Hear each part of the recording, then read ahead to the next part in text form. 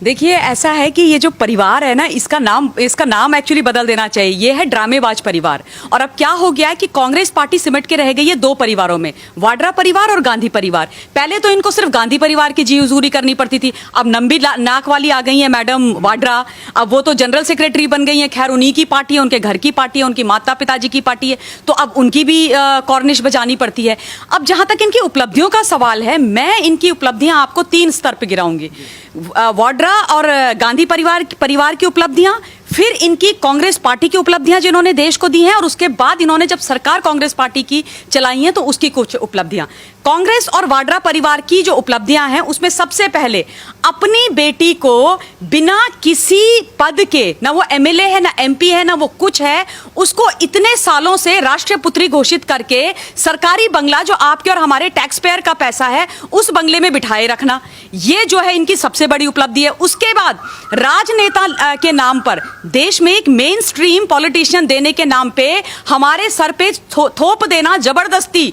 राहुल गांधी नाम का एक मंद बुद्धि व्यक्ति जो 51 साल का है, लेकिन उसके जो दिमागी स्तर है वो 5 साल से ऊपर अभी हुआ नहीं है, तो ऐसी मुसीबत हमारे ऊपर दे देना, दूसरी इनकी ये उपलब्धि है।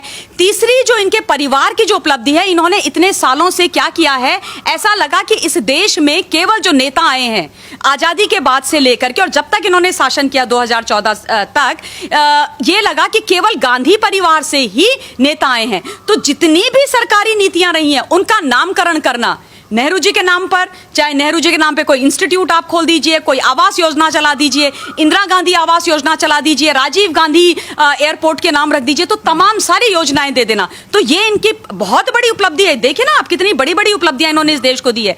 अब अगर हम पार्टी की बात करते हैं कि कांग्रेस पार्टी ने क्या दिया, कांग्रेस पार्टी ने सबसे पहले दिया देश को 2005 में इन्होंने घूस ली है एक्चुअली उनसे, चंदे के नाम पर चीन से, दुश्मन देश से घूस लेना राजीव गांधी फाउंडेशन में, बहुत बड़ी उपलब्धि है इनकी, ताली बजानी चाहिए हमको इनके लिए। उसके बाद 2008 में मंदबुद्धि गांधी जो है कांग्रेस पार्टी के वाइस प्रेसिडेंट, एमओयू कर देते हैं वहां पर चीन की कम्युनिस्ट पार्टी के साथ, और देश का भविष्य हमको जो है उनके हाथों में गिरवी दे देते हैं, बहुत बड़ी उपलब्धि है इनकी।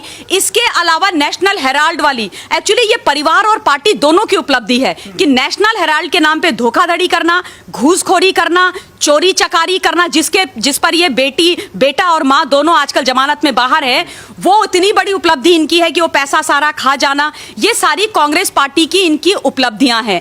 इसके अलावा अगर आप पार्टी की उपलब्धियां गिने तो पार्टी की तो बहुत, नेहरू जी बने स्वतंत्र भारत के पहले प्रधानमंत्री, सबसे पहली उनकी और सबसे बड़ी उपलब्धि 51 से लेके 57 तक चीन को इनवाइट करके अक्सई चीन के अंदर 179 किलोमीटर की सड़क बनाने का पूरे का पूरा, मतलब आंखें बंद करके बैठे रहे और वो बनाते रहे, वो बहुत बड़ी इनकी उपलब्धि है। उसके बाद 62 की लड़ाई हम सब ने देखी, उन्होंने क्या किया, वो बहुत बड़ी उपलब्धि है। यूएनएससी में सीट दे देना चीन को, भगवान जाने क्यों नेहरू जी ने इतनी बड़ा काम किया, बड़े दाता थे, क्योंकि उनको इंटरनेशनल लीडर बनना था, वो उनकी बहुत बड़ी उपलब्धि शायद उनको लगती होगी, ये इनकी एक और उपलब्धि है।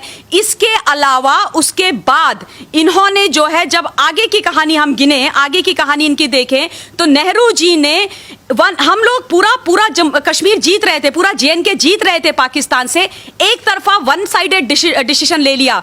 आदरणीय पटेल जी ने, बिल्कुल सरदार वल्लभ भाई पटेल जी ने मना किया था कि इनको लड़ने दो, हमारी इस फौज कैपेबिलिटी के साथ पीओके जीत रही थी, एक तरफा लड़ाई रोक करके पीओके उनको गिफ्ट कर दिया, पीओके बना दिया।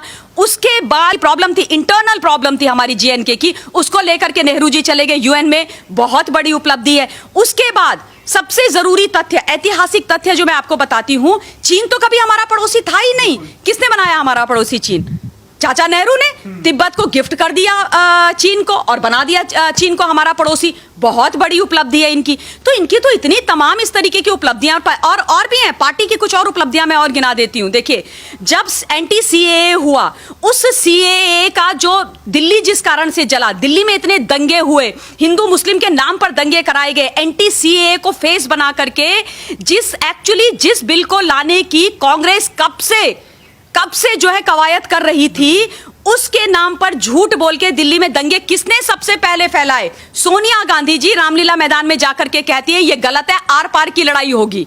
वो दंगे इन्होंने सारे करवाए हैं, ये उनकी बहुत बड़ी एक उपलब्धि है। उसके बाद मेरे को अभी तक याद पड़ता है कि राहुल गांधी पहुंच गए थे जेएनयू में पिछली बार जब पंगे हुए थे, उस वक्त उन लोगों के साथ खड़े हो गए, कन्हैया कुमार एंड गैंग के साथ, जिन्होंने बोला भारत तेरे टुकड़े होंगे इंशाअल्लाह इंशाअल्लाह, जंग जारी रहेगी भारत की बर्बादी तक। तो ये इनकी बहुत बड़ी उपलब्धि है कि ये उनके साथ जाकर के खड़े हो जाते हैं जो देश विरोधी और देश तोड़ने की बात करते हैं। तो इनकी तो सारी जो उपलब्धियां अगर आप गिनाएंगे ना, परिवार पार्टी और इनकी सरकार जब चली है, एक भी उपलब्धि आप देख लीजिए जो देश के हित में या देश के पक्ष में या आपके और मेरे जैसे जो सामान्य नागरिक हैं हमारे पक्ष में रही हूं, कभी रही ही नहीं है। और ये बात करते हैं आज कि जो आदरणीय मोदी जी की सरकार है, जो आज हर फ्रंट पर अव्वल है, डिस्टिंक्शन में पास हो रही है, राहुल गांधी अपने बाल बढ़ा करके, बीच की मांग निकाल करके, चुपड़ी सी शक्ल लेकर के आज प्रधानमंत्री जी से पूछ रहा है कि तुमने क्या किया, तुम्हारी क्या उपलब्धि है। अरे भैया, ये बात तो वो हो गई है, सूरज को ना दीपक दिखाने वाली बात है, और ये काम राहुल गांधी कर रहे हैं। तो उनको जितनी चीजें मैंने गिनाई है, अगर उनके कानों में पड़ जाए तो आत्ममंथन कर ले ये तीनों घर के अंदर बैठ करके, तब दूध का दूध और पानी का पानी हो जाएगा।